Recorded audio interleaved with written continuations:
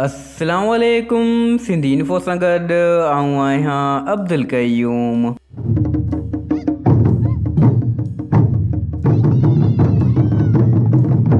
Japan हिकु अहिड़ो मुल्क जितां जी का चीज़ असां वटि हुजे त उन चीज़ जी क्वालिटी ते असां अंधो एतबार कयूं था। दोस्तो, असां मां घणेई माण्हू अहिड़ा हूंदा आहिनि जिन खे पंहिंजे मुल्क खां अलावा ॿियनि मुल्कनि जे बारे में मालूमात पसंदि अचे थी। दुनिया जे हर मुल्क जा पंहिंजा रस्म ऐं रवाज आहिनि। अॼु तव्हांखे जापान जे बारे में ॿुधाईंदासीं। वीडियो पसंदि अचे त लाइक कंदा, कमेंट कंदा ऐं शेयर कंदा। हलूं था वीडियो जी तरफ़।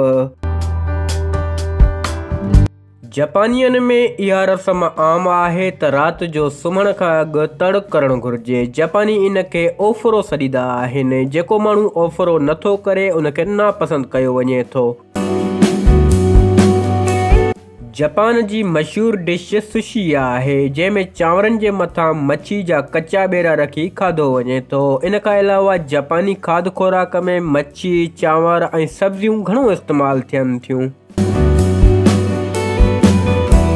जापान जो अहम मज़हब शिंतोज़म आहे, यानी शिंतो मत। ही मज़हब दुनिया में तमामु घटि आहे।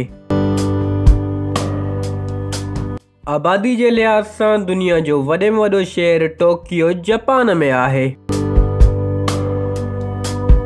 दोस्तो, असां वटि घोड़नि खे फ़क़ीर जानवर सम्झियो वञे थो, एतिरे क़दुरु जो हिते कमज़ोर या कुराड़े घोड़े खे बुराक करे ज़िबा कयो वञे थो। पर जापान में घोड़नि जो कचो गोश्त खाधो वेंदो आहे। इन खुराक खे बसाशी या साशी चयो वञे थो। मोबाइल अॼुकल्ह तमामु ज़रूरी सम्झियो वञे थो। तक़रीबन हर नौजवान वटि हिकु अदद टच मोबाइल आहे, जदीद फीचर सां गॾु। जापान में विकिरो थींदड़ 90% मोबाइल वाटर प्रूफ आहिनि, जंहिंमें पाणी दाख़िल नथो थी सघे। ॿारनि जो तादादु जापान में तमामु घटि आहे। जापान में माण्हू मरनि घणा था, पैदा घटि थियनि था। इन जो कारण बि मुख़्तलिफ़ ॿुधायो वञे थो। जापानी रोमेंस तमामु घटि करनि था, जंहिं सबबु ॿार घटि पैदा थियनि था। ॿियो त जापान दुनिया जे महांगनि मुल्कनि मां हिकु आहे। जापानी सभ खां पहिरियां पंहिंजे करियर ते तवजा ॾियनि था, बाद में ॿारनि या शादी जो सोचनि था, सो बि हिकु या ॿ ॿार पैदा कनि था। गाॾियुनि जी मशहूरु कंपनी टोयोटा जापान जी आहे। पाकिस्तान या इंडिया जहिड़नि या यूरोपी मुल्कनि में होटल जे बेरे खे टिप ॾियणु आम ॻाल्हि आहे, पर जापान में कंहिंखे टिप ॾियणु न फ़क़ति ख़राबु आहे पर बेइज़्ती सम्झी वञे थी। जापान में हिक ॿिए सां मिलण वक़्तु हथ मिलाइण बदिरां हिक ॿिए साम्हूं झुकियो वञे थो। इन खे बो या बोविंग चवनि था। जापान में खाधो काठी जी तीलियुनि सां घणो खाधो वञे थो, जंहिंखे चापस्टिक सॾियो वञे थो।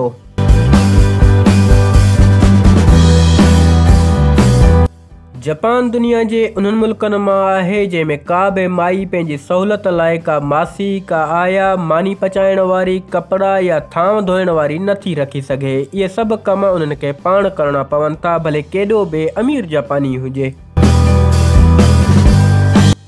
जापान जी मेट्रो ट्रेननि में एतिरी रश आहे जो हुकूमत खे माण्हू भर्ती करणा पवनि था, जेके मुसाफ़िरनि खे धिका ॾेई रेलगाॾी में मापाइनि था। जापान में वधि में वधि उमिरि मर्दनि जी 81 साल थिए थी ऐं औरतुनि जी 88 साल। जापान दुनिया जो वाहिद मुल्क आहे जंहिं ते एटम बम किरायो वियो। 1945 में अमेरिका किरायो, जंहिं में तक़रीबन 2 लख माण्हू मरी विया। सिंधी इन्फो जे प्लेटफॉर्म तां दिलचस्प मालूमात जो सिलसिलो जारी रहंदो। जेकॾहिं चैनल ते नवां आया आहियो त सब्सक्राइब कंदा, पंहिंजी राय जो इज़हार कमेंट बॉक्स में ज़रूरु कंदा। मिलंदासीं अगली वीडियो में। अल्लाह हाफ़िज़।